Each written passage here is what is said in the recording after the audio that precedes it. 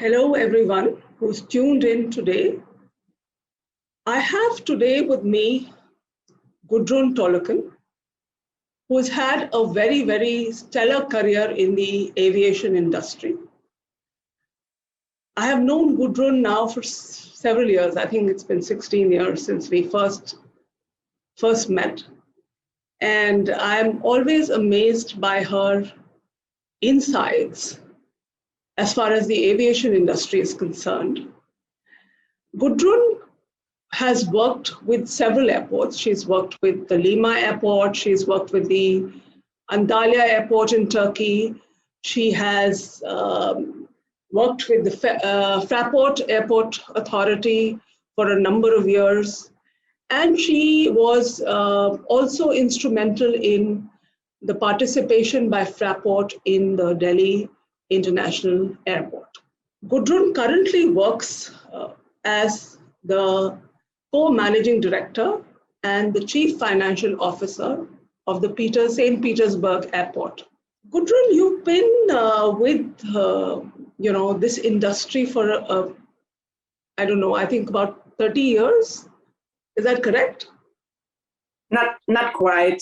A little over years. A little over 20 years. A little over 20 years. So I'm happy to know that out of those 20 years, I've known you for 16. So Gudrun, tell us, since the time that you joined this industry, what are the changes that you've seen in the industry? Well, the main changes that the industry has seen over the last 20 years that I had the pleasure and the privilege to witness were related to a change of airline models, the emergence of the low-cost carriers that we have seen that had started in the UK and other aviation regions in the late 90s that has sort of taken over a big portion of the markets everywhere. Then what we have also seen is a shift in, let's say, the global flight patterns. Big transfer hubs have been shifted from major European and some Asian and some airports in the Americas to the Middle East. We have seen an unprecedented growth of the transfer traffic in markets that have a very small origin and destination base, like the Middle Eastern airports. They practically have their business model is based purely on transfer traffic. And what else we have seen is related to airports, and that is a huge step forward in privatization models that we have seen across the world. Also, that had started in the 90s in mainly Anglo-Saxon markets like Australia, New Zealand, the UK. And the models partly have been adopted by governments in the sort of concession models to give a restricted, in terms of time period, restricted access to private investors to this sector. So what we have seen is a change of formerly state-managed and owned assets to an asset class that have become extremely attractive for investors, for financial investors also. So this airport investment market has matured dramatically over those last 20 years.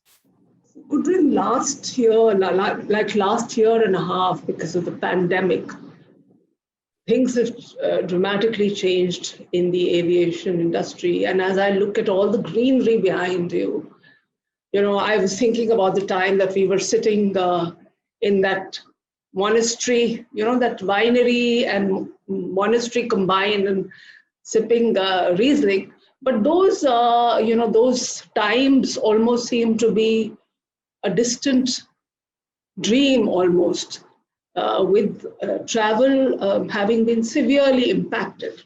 So although IATA's estimate says that there will be a significant recovery in 2021, IATA is talking about a 43% recovery to the 2019 level. and this is sort of a 26% recovery over the 2020 level. What do you think, I mean, to keep our dreams alive of travel, etc., what do you think will bring about this recovery? Well, what we have seen is a very heterogeneous recovery path in various regions and markets. The numbers that you have mentioned are the numbers for the global aviation sector, but we have seen a relatively, let's say, robust recovery in the big domestic markets worldwide. Of course, these are due to their specific geographies, the markets in the very big countries, such as the US. Canada has recovered to a lesser extent also halfway. We see Brazil. India, of course, is also one of these huge domestic markets, and China. And also Russia has seen a very strong recovery in the domestic market. That is due to two reasons. One, of course, there are no border policies, naturally. That's also why Europe has big trouble recovering, because Europe does not have significant domestic markets. I mean, from Munich to Hamburg, you can take the train. And same goes for the other European Union member states. They are too small to have a significant domestic market. So what would be the domestic European market? That's the EU traffic, but as states have established border controls and border regimes that prohibit flying across borders, we have a very dramatic situation to that respect in Europe. But the domestic markets, Australia also, they have recovered to a certain extent. They are, of course, not back to pre-COVID levels, but in some areas, such as Russia, they are not far away from pre-COVID levels. And the reasons for the recovery is not only the lack of border within domestic markets, of course, but also the fact that when you cannot fly abroad, when you cannot fly to Germany to sip your wine in the Rhine Valley, of course, you look for other options and you stay in your country and you explore other opportunities to spend your holiday if you're in the situation that you can, afford to go away for a week or two. You want to spend those somewhere, so you change your plans. And also this part of the traffic, the leisure traffic, that will be the first segment, I believe, that will come back once the borders open again. So you think that Europe, in terms of just the pre-COVID levels, Europe will probably be the last market to recover to the pre-COVID level, just for the reason that a lot of the international traffic, that's my understanding, to Europe was really leisure travelers. Is that understanding correct? And if that is so, then would Europe be one of the last markets to recover to or reach the pre-COVID levels? Would that be a correct statement to make? The international leisure market, I think, will return earlier than other segments even. So first are the big domestic markets. Second will be, let's say, the leisure, seeing family and friends is the most robust segment these days in most markets. And in Europe, of course, that is international, that segment. You have many people living from all over Europe or from all over the world in Europe. And this segment is recovering as soon as the border controls fall away, because you do not need to book a hotel when you fly somewhere to visit your family. In case you go into quarantine in your destination market, you will stay with a family or with friends. So that's not critical. You do not lose so much money. So the risk for buying a ticket for such a, let's say, visiting tour, the opportunity cost is not as high. It gets more difficult when you say you book a ticket and a hotel for 2 weeks to go to Greece from India or even from Germany. Yeah. Then you are stranded there in case the borders close, because that can happen. We see a stop-and-go policy in the border policies, while the industry has adopted very good ways of monitoring and controlling let's say the migration of the virus across the countries.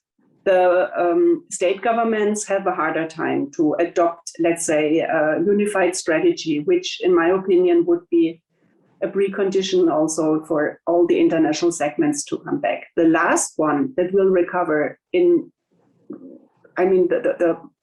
biggest part of the industry shares that view, and I would agree, that is the long-haul business traffic, which is dramatic for the legacy carriers because their business model is based on having a big business class or a big first class. And so also when we talk about recovery of these segments, we talk about a big challenge to the existing business models. And that is something that will yet have to be seen how that evolves over the next months and years. There's an interesting anecdote, Gudrun, that I just chanced upon. Apparently, since you're the CFO of St. Petersburg Airport, apparently St. Petersburg has become a great tourist interest suddenly for the Indians. And a number of them are, it's one of the few destinations, international destinations like Maldives, which is available for Indians. So you have any number of Indians flying out to St. Petersburg, and have you actually seen, and that's what we are reading about. But as somebody who is closely associated with that airport, have you seen the numbers incrementally increase? There had been a trend before the crisis, and also St. Petersburg had not been really on the touristic map as much as it could be, because it's a beautiful city and a very attractive tourist destination. And just before the crisis set on, there had been an introduction of an e-visa for European Union citizens, which would have boosted the traffic to St. Petersburg. But then the crisis kicked in, and so we did not yet see the effects of that easier access to the city. And also for India, and the same goes for China and some other South and East Asian markets, there is a great interest, and there are big plans from tour operators and airlines to increase their traffic share. But because of the crisis and the stop-and-go policy, regarding the border opening, there are many authorities involved. There are always 2 or more countries involved. Then the airlines need to get ready to fly. So unfortunately, we did not yet see this inflow of Indian passengers. Although this is one of the hopes and the development directions also that our marketing team takes. Yeah, no, I thought I'd mention it because, of late, many news reports are covering this. So moving on to India, Gudrun, the Indian aviation market was, pre-pandemic, slated to become the 3rd largest aviation market by 2024, pipping Britain to the post. But since the pandemic, obviously, like everywhere else in the world, the Indian airlines have taken a beating. So Indigo, which is the largest carrier accounting for about 50% of the market, has for the last 5 quarters, reported losses. SpiceJet, which was the, so to say, rising star just before the pandemic, has had its net worth severely eroded. So do you think that the Indian aviation industry will take longer to recover than US and China? Because US and China seem to be, especially China, of course, didn't really have too much of an impact, it seems. But US has also recovered pretty decently in the last few months. That's when you talk about the domestic markets, yes, I would agree. India seems to take a little longer. mainly because of the disruption due to this Delta virus variant, which, really put a huge shock to the country and interrupted, let's say, a more steady recovery path. But I would say that also with regard to the structure of the market, the US have the most mature and most advanced aviation market in the world. Flying has been like taking the bus in the States, while in Europe, like when I was a child, it was not just normal to fly on holidays, whereas in the US that has been part of daily life for many, many decades. So in the US, the sector just returns to a very mature and stable and very structured normal. And airlines also have been in a very good shape in the US before the crisis, other than a few years ago when practically every US carrier was flying under Chapter 11. That has changed. They have good access to financial markets. Also the COVID numbers have been under control visibly for the last few months.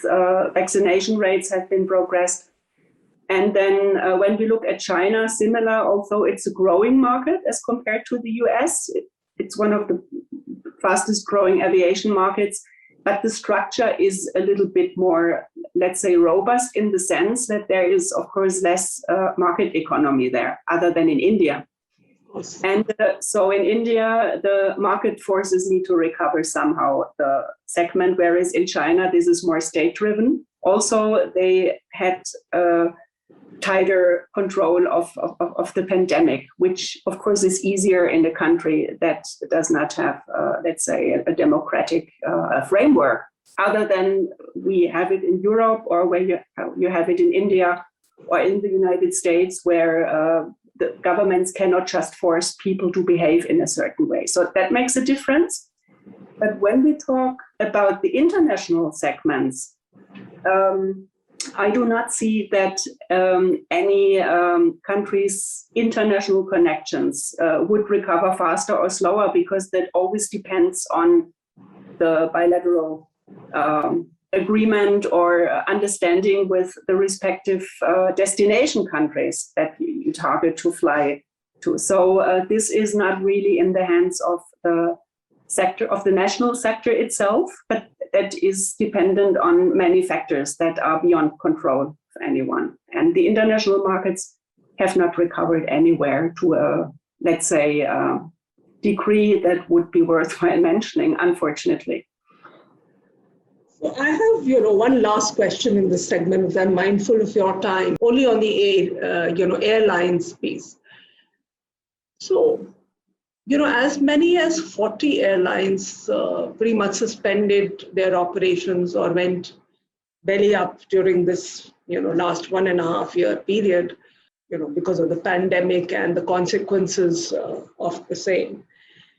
But what is interesting is, and again, something that I came across, that as many as 90 new airlines are scheduled to be launched in 2021 in North America, in Europe, South America, Asia. So in your view, in these crazy times, as we see it, where, on the one side you have airlines going belly up, reducing capacity, very uncertain times because you don't know when will the next wave come. So in such risky times, what are the opportunities that these new airlines that are about to be launched, what are they seeing as light in the horizon or the rainbow at the end of the horizon that is prompting investors to launch these new airlines in these risky times? Well, I think talking about opportunities here is a little bit daring, because there is a depression in the market. It's the worst crisis that this sector has ever seen since it developed. 40 airlines go out of business, but also from the existing airlines, a lot of the traffic gets lost. We know that thousands of aircraft have been grounded, and the airlines will use this situation also to get rid of old, inefficient aircraft and to concentrate on using the younger part of the fleet that is more efficient. Also, wide-body aircraft goes out of the market and will stay grounded for a while because the international traffic does not come back to the level pre-COVID.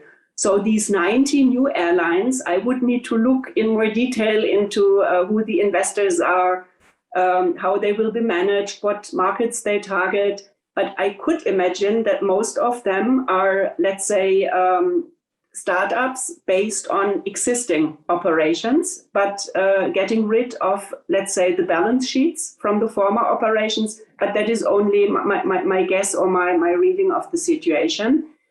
And so to start with new labor contracts, to start with a lighter a set of debt obligations also. That could be one facet of this emerging new airlines.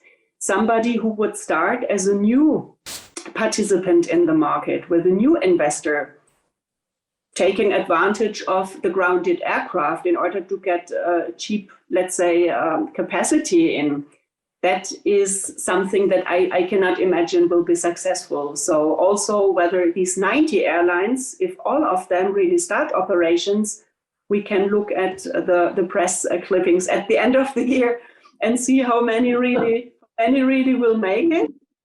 But I think it's more or less part of a reconfiguration of the market, with also legacy carriers, even within the existing entities in the airline sector.